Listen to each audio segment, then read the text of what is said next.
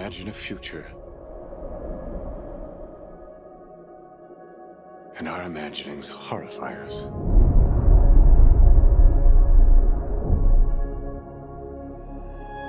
They won't fear it until they understand it.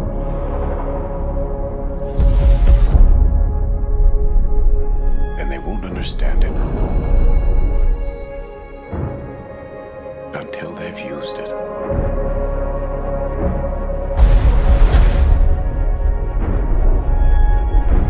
Theory will take you only so far.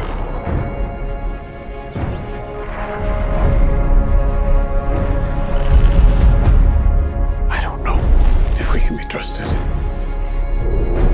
with such a weapon. But we have no choice.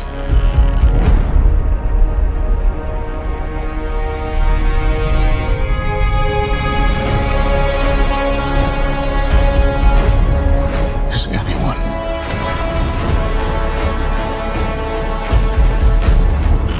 ever going to tell the truth about what's happening here?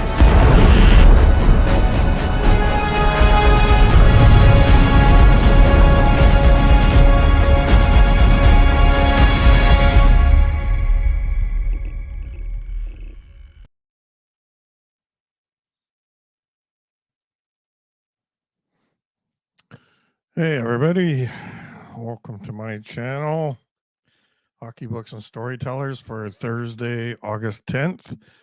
It's movie review day. Excuse me while I clear my throat.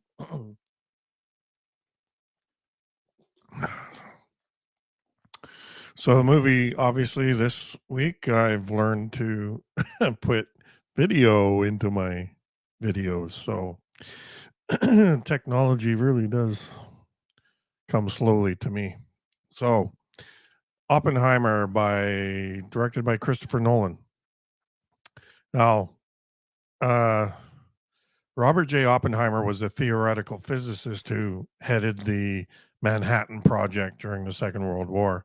And the movie documents his life from his university education and until shortly before his death from throat cancer in 1967. Don't smoke. Now, this movie clearly delineates the word dilemma. There's a line from Jurassic Park where Jeff Goldblum's character says, your scientists were so preoccupied with whether they could, they never stopped to think whether they should. And it doesn't really apply in Oppenheimer's case, but as in the scientific world in general, it really does. I mean, should they have done this? I mean, it was all theory, but made into practicality, and now we have these weapons of mass destruction that can blow up the world in an instant at the whim of some madman. So this discussion on whether the world would be better off without nuclear capability is too vast to be taken up here. But in Oppenheimer's case, he didn't really have a choice.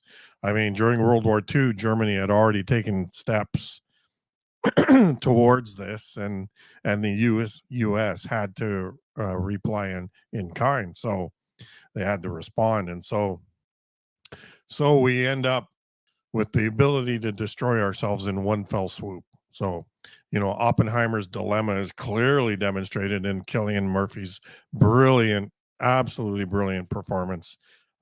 There's a fine line between genius and insanity, is a line that's been used many times and proven again and again with the people who are able to push our knowledge forward, and not sometimes maybe not thinking if it's the best thing. But Murphy's performance is not just acting. It's like Oppenheimer himself came back from the dead and portrayed this role in Oppenheimer. And it's just truly remarkable how Murphy was able to bring this character to life. And The movie shows that Oppenheimer was not one for acting on a whim, although early in the film it shows that everybody has a dark side. And so, um, but he is constantly engaged in very deep thought before he speaks and acts.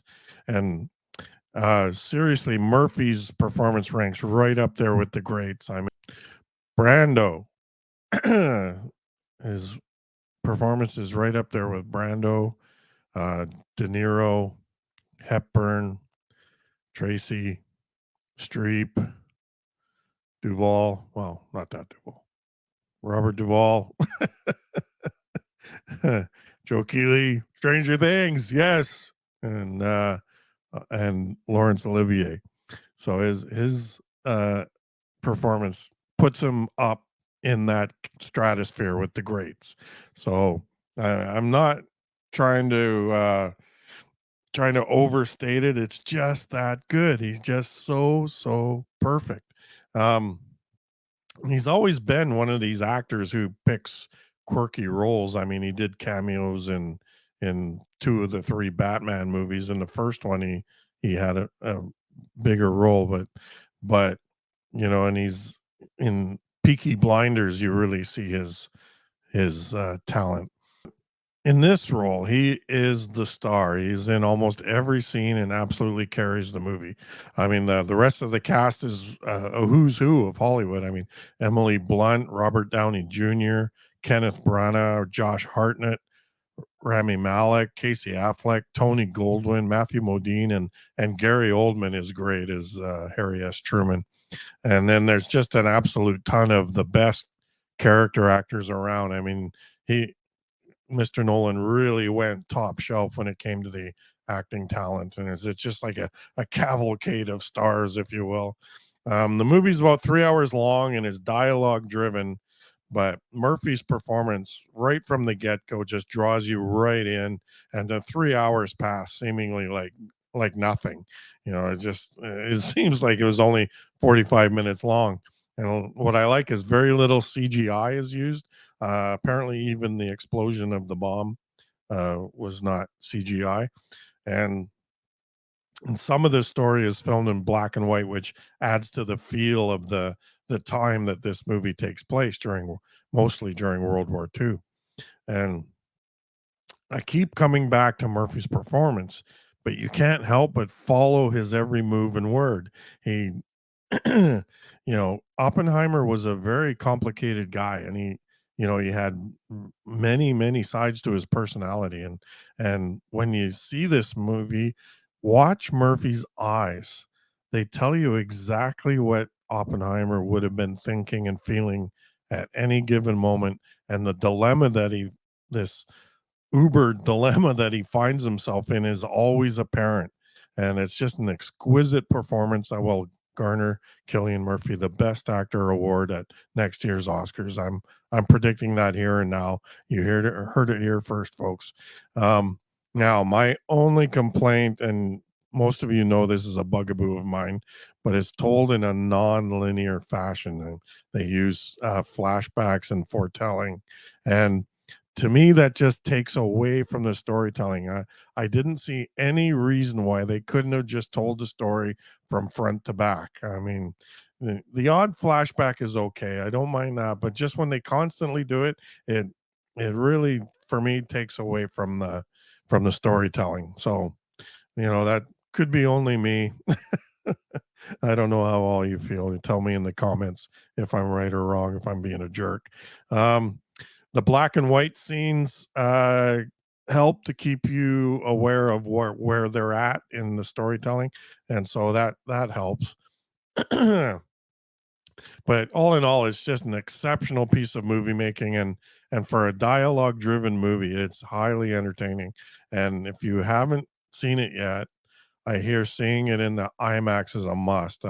Here in Mission, we don't have that luxury, so I'm gonna have to go see it again where they have that latest technology.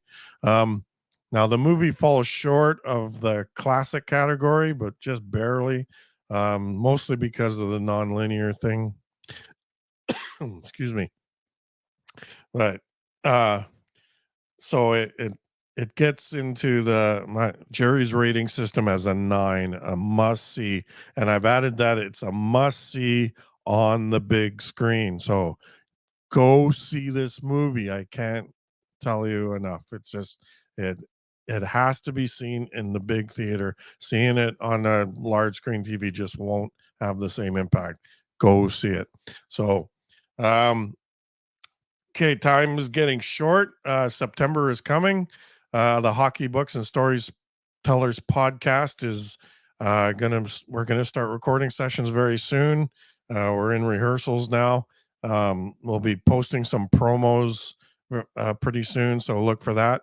We're totally pumped up to get this endeavor on the road, and I'm sure it's gonna be a hoot. We're really looking forward to it. So keep your eyes on Facebook, Twitter, and Instagram and YouTube, and we may even start up on TikTok. So get ready, folks. It's going to be a roller coaster ride, and it's just yeah, I'm so looking forward to it.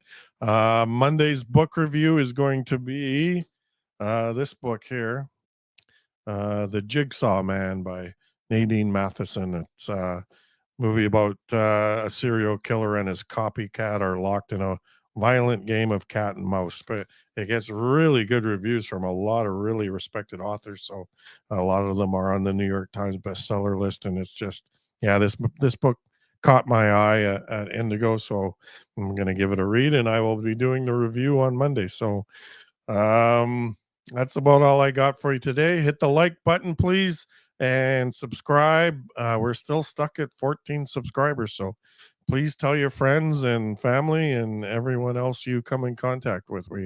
We'd like to get to 100 subscribers before we start the podcast in September. So help us out if you can, and hit the like button and subscribe. Patreon if you want to help out with the costs, and there are many. So we'd really appreciate any help you could muster up. Patreon.com/, hockey books and storytellers. And that's all I got for you this week. So we will see you on Monday. Okay. Have a good weekend, everybody.